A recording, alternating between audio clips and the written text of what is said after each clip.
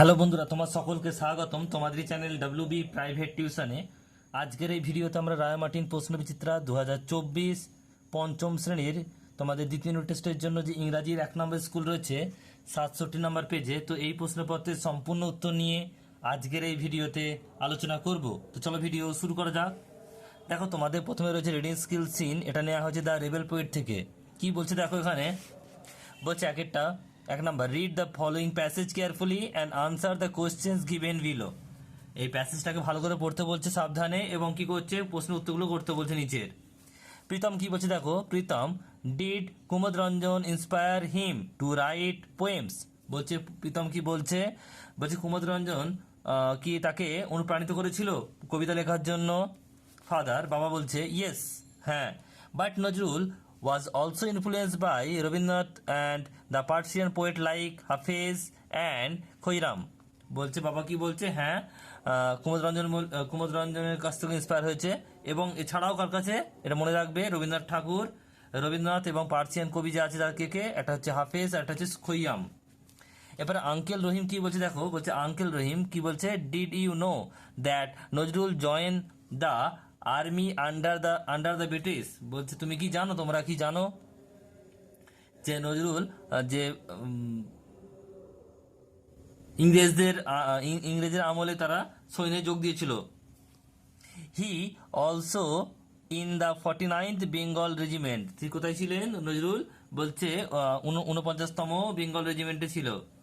After the first world war, প্রথম বিশ্বযুদ্ধের পর, the regiment was disbanded in 1920। বলছে প্রথম বিশ্বযুদ্ধের পর 1920 সালে ওই যে রেজিমেন্টটা ছিল, যেখানে নজরুল ইসলাম ছিল, বেঙ্গল রেজিমেন্ট, সেটা কি হয়েছিল, ভেঙে দেওয়া হয়েছিল। So he came to Calcutta, তাই সে কলকাতায় ফিরে এসেছিল।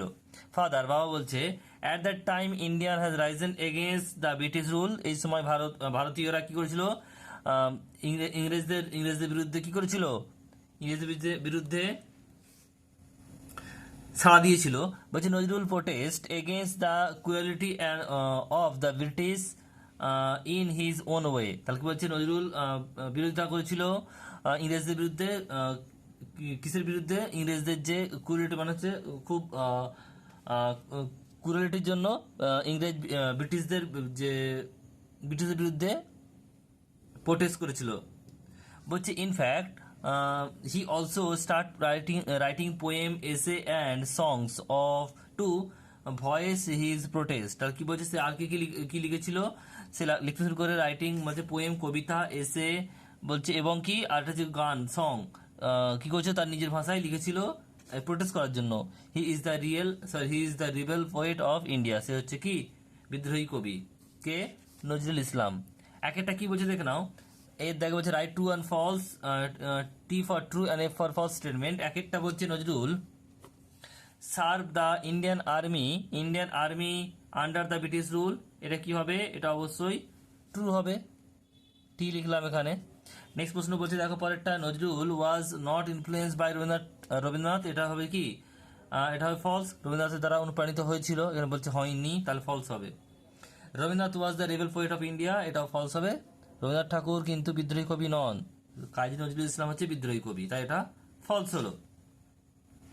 এরপরে কি বলছে দেখো, বিয়ের দাগের, বলছে complete the following sentence like taking information from the text.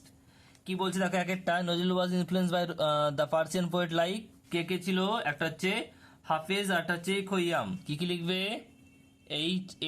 HAFEZ, হাফেজ অ্যান্ড খৈয়াম, KHAIYYAM।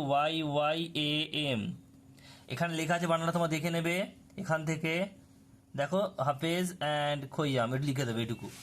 নেক্সট প্রশ্ন পরেরটা কি বলছে দেখো, এটা একটা হলো বিয়েরটা বলছে নজরুল প্রোটেস্টেড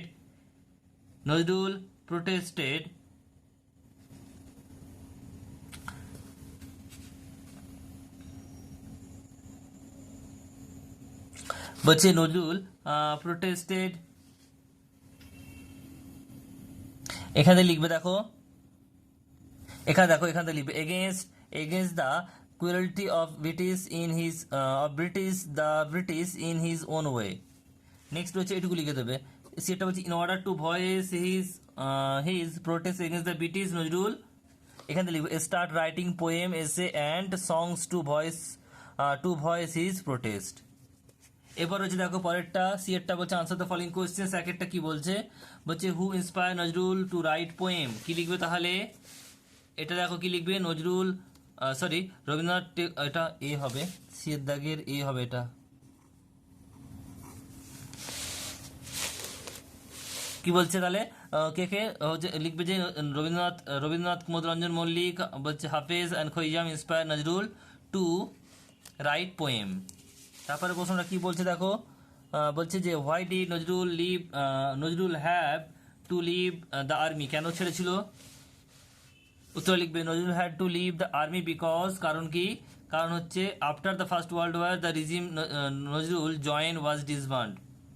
বলছে তাহলে কি প্রথম বিশ্বযুদ্ধের পর ওই যে রিজিমে যেটাই ছিল নজরুল সেটাকে কি হয়েছে ভেঙে দেওয়া হয়েছিল। নেক্সট প্রশ্নটাও কি বলছে, এরপর রয়েছে বলছে making sentence with the following words, do not use sentence from the given passage. একটা কি বলছে দেখো ডি এর দাগের একটা ক্রুয়েল মানে হচ্ছে কি নিষ্ঠুর, তাহলে বলছে হি ওয়াজ এ ক্রুয়েল ম্যান, এটা হলো।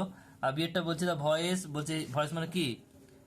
ভয়েস বলছে তার খুব, হিজ ভয়েস ওয়াজ সুইট, তার গলার আওয়াজ খুব মিষ্টি।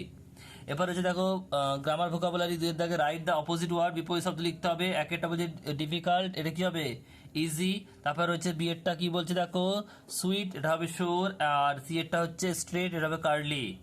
এরপর সি এর দাগে প্রশ্ন কি বলছে দেখো, বলছে fill in the blank with adverb given in the list, there is a one extra, একটা এক্সট্রা দেওয়া রয়েছে। একটা কি হবে দেখো তিনের দাগের একটা বলছে আই নেভার হবে, এখানে I never meet such a dishonest person before, এর আগে আমি কোনোদিন এত বলছে অসৎ লোকের সঙ্গে আমি মিশিনি বা দেখা করিনি।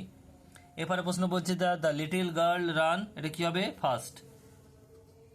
তো এই ছিল তোমাদের যে 1 নম্বর স্কুল পঞ্চম শ্রেণী ক্লাস 5-এর রায়মার্টিন প্রশ্নবিচিত্রা সেকেন্ড ইউনিট টেস্টের জন্য যে তোমাদের 1 নম্বর স্কুল রয়েছে এ সম্পূর্ণ উত্তর। পরপর ভিডিওগুলো আসতে থাকবে, সঙ্গে থেকো এবং চ্যানেল নতুন চ্যানেলটি সাবস্ক্রাইব করে পাশে থাকা বেল আইকনটি প্রেস করে নোটিফিকেশন অন করে দাও পরবর্তী ভিডিওর আপডেট পাওয়ার জন্য। এবং ভিডিওগুলি বন্ধুদের সাথে বেশি বেশি শেয়ার করতে কিন্তু ভুলবে না। Thank you.